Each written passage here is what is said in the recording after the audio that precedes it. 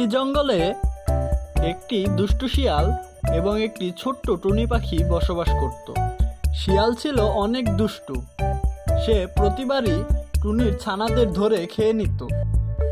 শিয়ালের হাত থেকে নিজের বাচ্চাদের বাঁচানোর জন্য একবার টুনি একটি গুপ্ত জায়গায় নিজের বাসা বানায় এবং সেখানেই ডিম পাড়ে। এবার হয়তো আমি আমার বাচ্চাদের ওই দুষ্টু শিয়ালের হাত থেকে বাঁচাতে পারবো। এবার ওই দুষ্টু শিয়াল আমার বাসা কিছুতেই খুঁজে পাবে না। আর মাত্র কিছুদিনের অপেক্ষা, তারপরেই ডিমগুলো ফেটে আমার বাচ্চারা বেরিয়ে আসবে।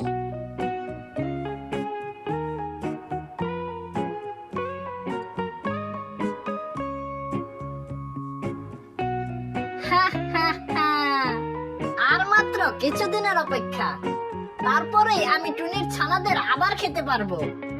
ওই বোকা টুনি ভেবেছে আমি ওর নতুন বাসা সম্পর্কে কিছুই জানি না। ওই বোকা টুনি তো জানে না যে আমার কাছ থেকে কোনো কিছুই লুকানো সম্ভব না। জঙ্গলের সবার উপরই আমার নজর সব সময় থাকে।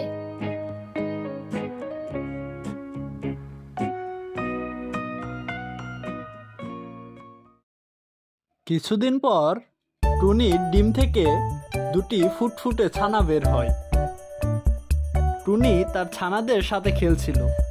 এমন সময় শিয়াল টুনির বাড়িতে আক্রমণ করে এবং টুনির সামনে টুনির ছানাদের খেয়ে ফেলে।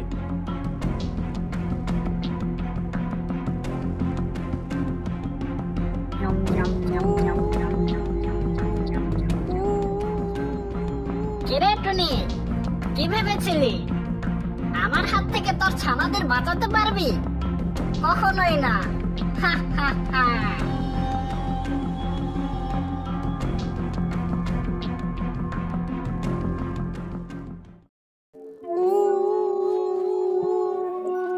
ওই পাজি শিয়ালটা আবার আমার ছানাদের খেয়ে নিল। আমি আর এই জঙ্গলেই থাকবো না। এই জঙ্গল ছেড়ে আমি দূরে কোথাও চলে যাব। টুনি তার মনের দুঃখে একদিকে চলে যায়। কাঁদতে কাঁদতে টুনি জঙ্গলের এক প্রান্তে গিয়ে পৌঁছায়। সেখানে গিয়ে টুনি একটি বড় ডিম দেখতে পায়। এটা কিসের ডিম রে বাবা? এত বড় ডিম আমি তো এই প্রথম দেখলাম। এটা এখানে পড়ে রয়েছে কেন? এটা এখানে এভাবে পড়ে থাকলে তো নষ্ট হয়ে যাবে। আমি একটা কাজ করি, এই ডিমটাকে আমার বাড়িতে নিয়ে যাই। আমি তো আমার ছানাদের বাঁচাতে পারলাম না, কিন্তু আমি এই ডিমটাকে এভাবে পড়ে পড়ে নষ্ট হতে দেব না। এটা বলে টুনি ওই মস্ত বড় ডিমটাকে নিজের বাড়িতে নিয়ে যায়। টুনি তার বাড়িতে ডিম নিয়ে আসতে না আসতেই শিয়ালের কাছে এ খবর চলে যায়। এ খবর শুনে শিয়াল বলে, বাহ, এ তো মেঘনা চাইতেই জল। এবার আমাকে অত অপেক্ষা করতে হবে না। খুব শীঘ্রই আবার টুনির ছানা খেতে পারবো। আই এম এ ডিস্কো শিয়াল, টুনির ছানা খাবো আবার। আই এম এ ডিস্কো শিয়াল, টুনির ছানা খাবো আবার।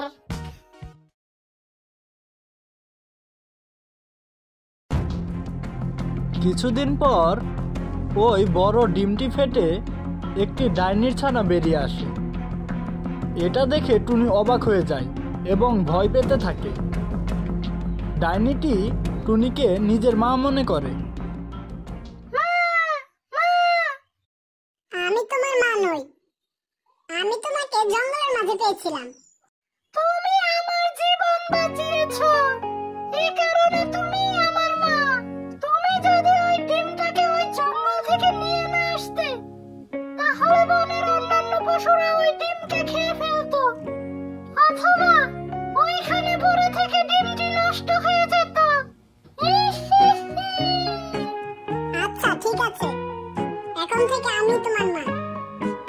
তুমি এখন কোনো জায়গায় লুকিয়ে পড়ো। এই জঙ্গলে একটি দুষ্টু শিয়াল আছে, যে প্রতিবারই আমার ছানাদের ধরে খেয়ে ফেলে। সে হয়তো এখন এদিকেই আসছে। মা, তুমি কোনো এতদিন যা করেছে তার শাস্তি এখন ওকে আমি দেব। কিছুক্ষণ পর টুনির বাসার সামনে শিয়াল আসে। শিয়ালকে দেখে ডাইনি অদৃশ্য হয়ে যায়।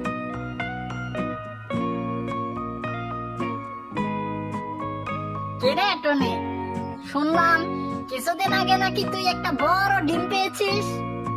তা কই তোর নতুন ছানা কই? আরে পাজি শিয়াল, আমি ডিম পেয়েছিলাম ঠিকই, কিন্তু ডিমটা নষ্ট ছিল, ওইটা থেকে কোনো ছানাই বের হয়নি। ও আচ্ছা, তাহলে ঠিক আছে, তুই তাড়াতাড়ি ডিম পেড়ে আবার ছানা ফোটা, যাতে আমি আবার তোর ছানাদের খেতে পারি। হা হা হা।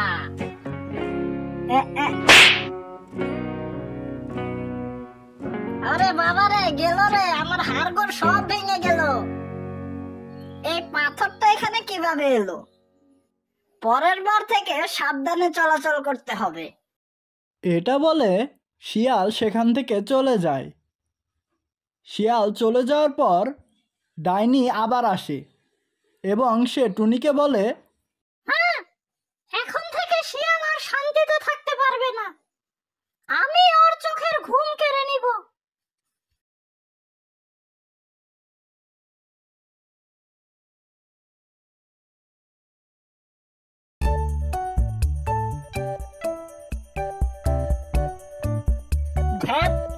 ভেবেছিলাম আজ টুনির ছানা খাবো, কিন্তু তা আর খাওয়া হলো না। এখন কি করব? যাই, জঙ্গলের অপর প্রান্তে গিয়ে অন্য কোনো পাখির ছানা খেয়ে আসি। এরপর শিয়াল অন্য কোনো পাখির ছানা খাওয়ার জন্য রওনা হয়। অপরদিকে ডাইনি রাস্তায় শিয়ালের জন্য অপেক্ষা করছিল। শিয়ালকে দেখে ডাইনি তার জাদুশক্তির মাধ্যমে একটি কুকুরে পরিণত হয় এবং শিয়ালকে তাড়া করতে থাকে। শিয়াল দৌড়াতে দৌড়াতে নদীতে গিয়ে পড়ে। নদীতে ছিল একটি কুমির। সে শিয়ালের লেজে কামড় মেরে শিয়ালের লেজ কেটে ফেলে। শিয়াল কান্না করতে করতে পানি থেকে উঠে আসে এবং দৌড়াতে দৌড়াতে নিজের বাসায় চলে যায়। ডাইনি এগুলো দেখে খুশি হয় এবং বলে,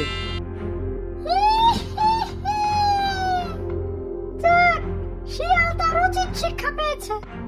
এটা বলে ডাইনি উড়তে উড়তে টুনির কাছে যায় এবং টুনিকে গিয়ে বলে,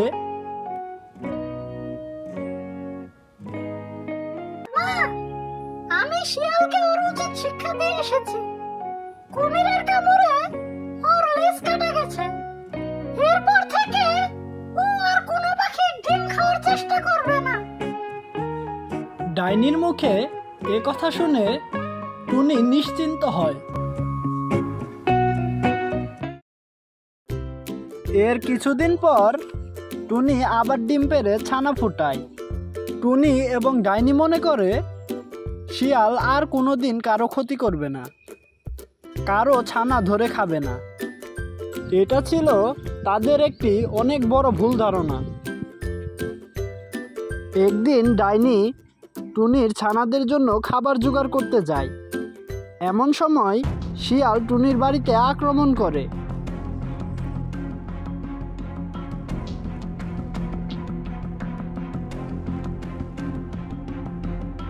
বাঁচাও বাঁচাও, কে কোথায় আছো?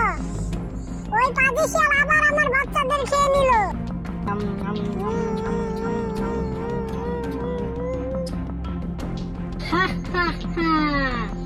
কি ভেবেছিলি টনি? আমার লেজ কাটা গেছে বলে আমি তোর বাচ্চাদের আর খাবো না? লেজ কাটা গেছে তো কি হয়েছে, তোর বাচ্চাদের তো আমি খাবই। কচি কচি ছানার মাংসের স্বাদই আলাদা। এটা বলে শিয়াল সেখান থেকে চলে যায়। শিয়াল চলে যাওয়ার কিছুক্ষণ পর ডাইনি এসে দেখে টুনি কান্না করছে।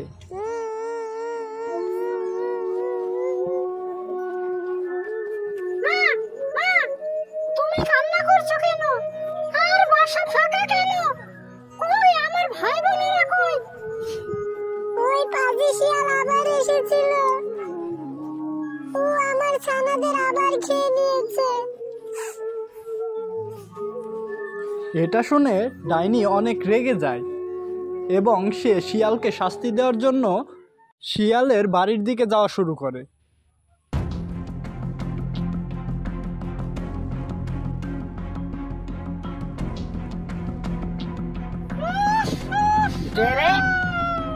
ওরে বাবারে, এ তো দেখছি ডাইনি, পালাও পালাও।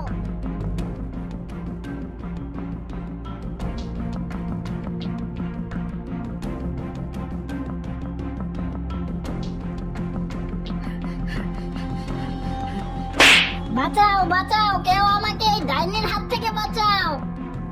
কোথায় পালাবি তুই আমার কাছ থেকে? তুই আমার ভাই বোনকে মেরেছিস, তোকে তো এখন আমি জ্যান্ত ঘিরে খাবো। ভাই বোন? কে তোমার ভাই বোন? আমি তোমার ভাই বোনকে কিভাবে খাবো? তুমি তো একটা ডাইনি, আমি কি ডাইনিকে খেতে পারবো নাকি? তুই যে এইমাত্র টুনির ছানাদের খেয়ে আসলি, ওরাই ছিল আমার ভাই বোন। ভেবেছিলাম তোর লেজ কাটা গেছে দেখে তুই ভালো হয়ে গেছিস, কিন্তু না, তুই কখনো ভালো হবে না। আমি তো জানতাম না যে ওরা তোমার ভাই বোন ছিল। আমাকে তুমি এবারের মতো ছেড়ে দাও, আমি আর কোনোদিন কোনো পাখির ছানা ধরে খাবো না। না, তোকে ছাড়া যাবে না। তোকে ছেড়ে দিলে তুই আবার কোনো না কোনো পাখির ক্ষতি করবি। না, আমি আর কারো ক্ষতি করব না। আমি তোমাকে কথা দিচ্ছি, তুমি আমাকে এবারের মতো ছেড়ে দাও। যদি আমি এরপর আবার এরকম কাজ করি, তাহলে তুমি আমাকে খেয়ে নিও। শিয়ালের কথা ডাইনি বিশ্বাস করে নেয় এবং সে শিয়ালকে ছেড়ে দেয়। শিয়ালকে ছেড়ে দেওয়ার সাথে সাথে সে দৌড়ে সেখান থেকে পালিয়ে যায়।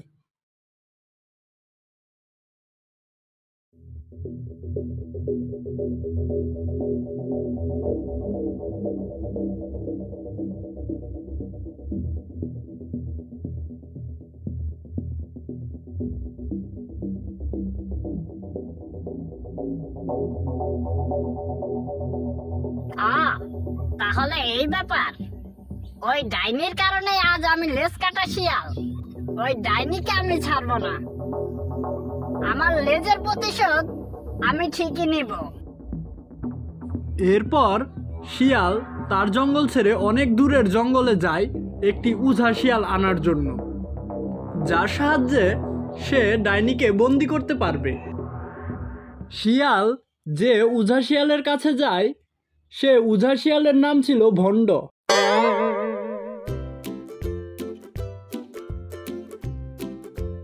ভণ্ড বাবা, আমার আপনার সাহায্য লাগবে।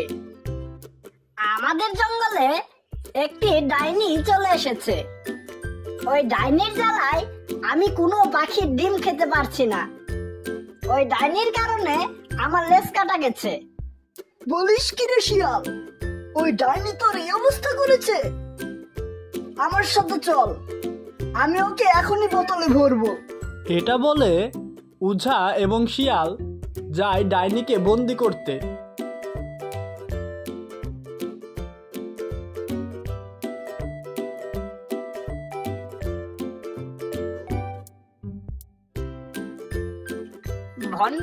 ভণ্ড বাবা, এখানে ওই ডাইনিটা আসে খাবার জোগাড় করতে। আমরা এখানেই লুকিয়ে থাকি। ও যখন আসবে তখন আপনি ওকে জাদু করে বোতলে বন্দি করে নেবেন। আচ্ছা, তাহলে তাই হোক। চল ওই ঝোপের পিছনে গিয়ে লুকিয়ে পড়ি।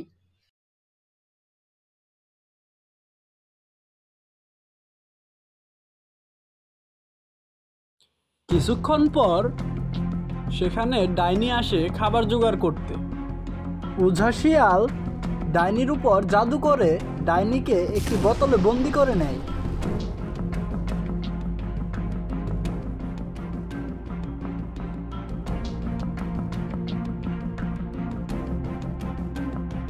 টুনি ডাইনির বন্দি হওয়ার খবর পেয়ে উড়তে উড়তে যায় ডাইনিকে বাঁচানোর জন্য। সে কোনো মতো শিয়ালের হাত থেকে কাচের বোতলটি ফেলে দেয়, যা মাটিতে পড়ে ভেঙে যায় এবং ডাইনি মুক্ত হয়ে যায়। এরপর ডাইনি বিশাল আকার ধারণ করে এবং সে তার লম্বা হাত দিয়ে দুটি শিয়ালকেই ধরে খেয়ে ফেলে।